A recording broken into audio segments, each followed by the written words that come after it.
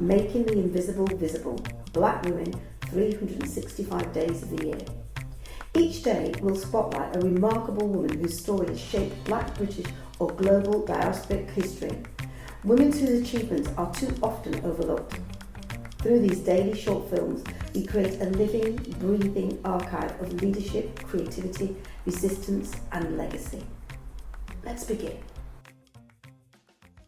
So, my name is Shianniva. What I do in the world would be to spread information, do research on where people come from and how certain parts of your identity play a role in the way you maneuver through the world today. So I am a research assistant within the Anthropology department of the University of Amsterdam, where I'm currently looking at healthcare, long-term healthcare, and I'm trying to make a connection between how Blackness fits within healthcare, and specifically how religion plays a role in the way we understand healthcare, we navigate through healthcare and experience healthcare.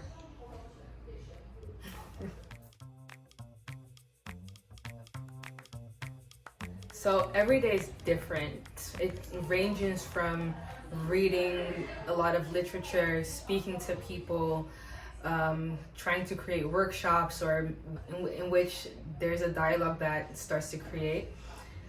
I feel like exploration happens not just within the work field or within my work field, but just everyday life, since I'm looking at Blackness and what Blackness means within these different contexts. So work is basically me living and navigating the world and talking to people how they see themselves and how they identify and where they think they belong and how that could relate to me.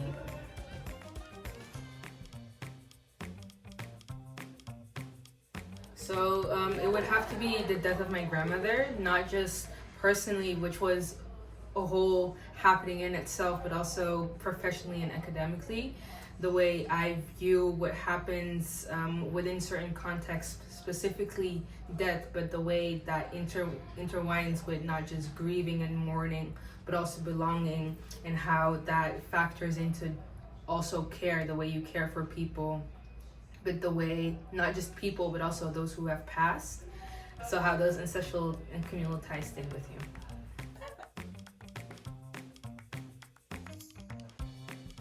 So one thing that I wish people understood more about me that you don't see at first glance would be that I'm on the spectrum, and the way I go about research might not be recognized by other people or might not be understood by other people, just because of the way I guess my brain is wired and the way I think about things, which might not be the way other academics would go about it.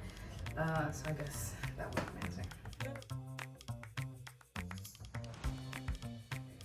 The way I care for my well-being and the way I celebrate my small wins is recognizing that research doesn't have to be situated academically. Everything is research, and gaining knowledge on small or big things is a win. It doesn't have to be this big extravagant theory or methodology that you finally sorted out, but it can be speaking to your neighbor about what that person has done, which it can be like talking to your neighbors about something you didn't even realize, but actually situates in a bigger space or a bigger context that you didn't realize. The way I care for my well-being is listening to music. It shuts off my mind. I don't have to think, period. I don't have to think about all of these academic texts that I have to read. It's just me being me, not having to think about any grand or big things. Thank you for joining us for today's story. Making the Invisible Visible is our commitment to ensuring that Black women's histories and contributions are recognised, valued and kept in daily circulation. Across 2026, we will continue to share these powerful narratives, 365 days of impact, brilliance and inspiration. Stay connected, join the conversation and help us champion the women whose journeys continue to shape our world. I'm Paulette Brooks and I'm looking forward to seeing you tomorrow for the next story.